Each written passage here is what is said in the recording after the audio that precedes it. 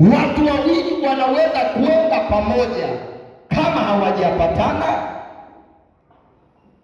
Niseme nisiseme? Kuwa makini. Ukiona rafiki yako ana urafiki na adui yako, na huyo ni adui yako.